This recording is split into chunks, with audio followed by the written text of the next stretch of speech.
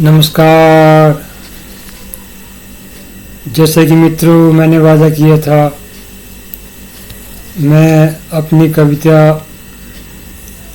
एक और वीडियो में प्रस्तुत करूंगा, तो उस वादे के अनुसार अब मैं आपके समक्ष अपनी एक और कविता प्रस्तुत कर रहा हूं। इस कविता का शीर्षक है चांद, रात और झील। ये कविता मैंने बहुत वर्ष पहले लिखी थी और अब मैं आपके समक्ष इसे प्रस्तुत कर रहा हूँ। ये कविता भी प्रकृति प्रेम पर आधारित है। मैंने प्रकृति के प्रेम को अपनी तरह से व्यक्त करने का प्रयास किया है और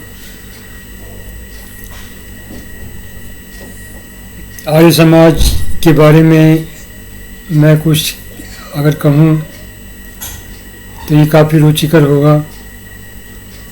आर्य समाज ने भारत के उत्थान के लिए बहुत ही श्रेष्ठतम कार्य किया है। मैंने स्वामी दयानंद सरस्वती पर भी कई कविताएं लिखी हैं। उन्होंने आर्य समाज की स्थापना करके भारत के लिए बहुत ही श्रेष्ठतम कार्य किया था और उन्होंने देश का बहुमुखी विकास करने का प्रयास किया था और उन्होंने देश को हर दृष्टि से श्रेष्ठतम और महानतम बनाने का प्रयास किया था। उन्हीं के प्रयासों से ही हिंदी आज राष्ट्रभाषा है और उन्हीं के प्रयासों से स्त्रियों को पढ़ने का अवसर मिला और उन्होंने जातिवाद को भी नष्ट करने का प्रयास किया और पढ़ने के द्वार सबके लिए खोल दिए। पर अभी भी भारतीय समाज में बहुत सी बुराइयां हैं जो कि नष्ट नहीं हुई हैं। अब उन्हें नष्ट करना वर्तमान पीढ़ी का काम है। वैसे भारत इस समय विश्व की चौथी बड़ी अर्थव्यवस्था बन गया है। कुछ ही दिन बाद भारत विश्व की तीसरी सबसे बड़ी अर्थव्यवस्था बन जाएगा, 1 या 2 साल के अंदर अंदर।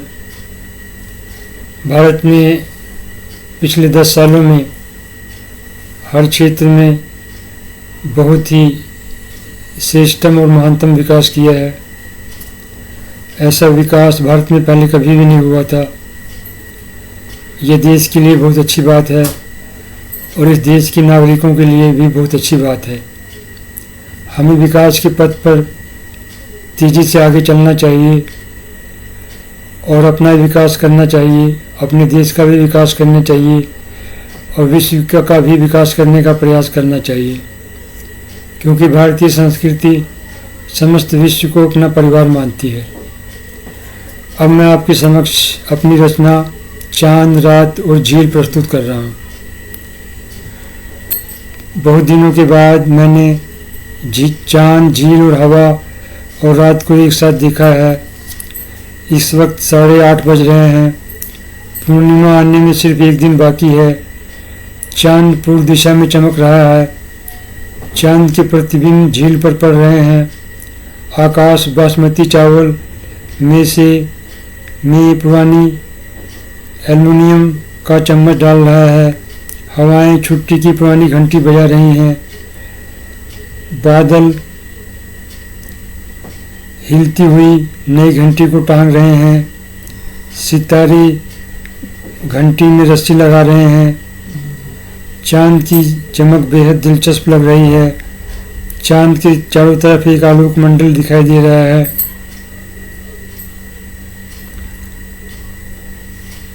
बादल बिना जंग लगी हुई घंटी को छू रहा है। रात ओस की घंटी को देख रही है। सीमल के पेड़ पिन कागज पर लपेट रहे हैं। सफ़ेदी के पेड़ बिना पंखी की छत को देख रहे हैं। गुलमोहर के पेड़ किरणों का पर्दा बंद कर रहे हैं। अन्य पेड़ आकाश का पर्दा खोल रहे हैं। घास बांस की टोकरी में पॉलीथीन को रख रही है। झाड़ियाँ ईंट लकड़ी के दरवाजे के बगल में रख रही हैं। पीपल के पेड़ सिले हुए कपड़े गद्दे के नीचे रख रहे हैं। नीम के पेड़ सिलेंडर खुली हुई खिड़की के बगल में रख रहे हैं।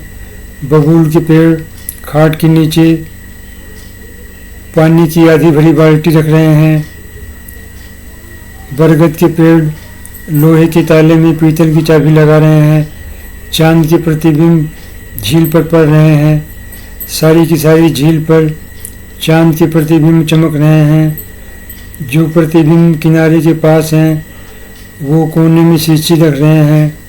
जो प्रतिबिंब किनारे से बहुत दूर हैं वे ताले में से चाबी निकाल रहे हैं। जो प्रतिबिंब किनारे से बहुत दूर हैं वो खिचड़ी से भरे हुए कुकर के बगल में आलू से भरी हुई कढ़ाई को रख रहे हैं।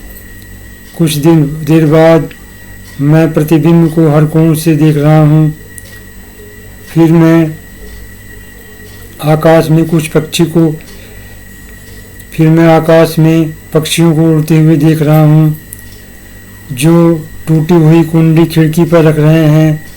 काफ़ी देर तक मैं प्रतिबिंब को देख रहा हूँ।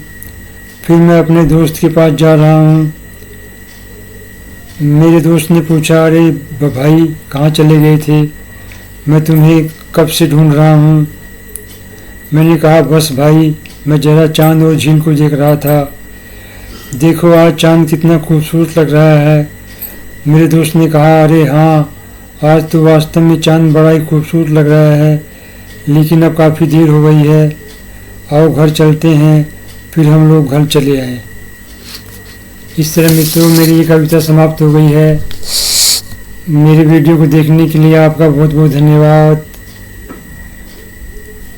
भारत अमर रहे, भारत के लोग अमर रहें, भारत विकास करता रहे। वंदे मातरम, नमस्कार, जय हिंद।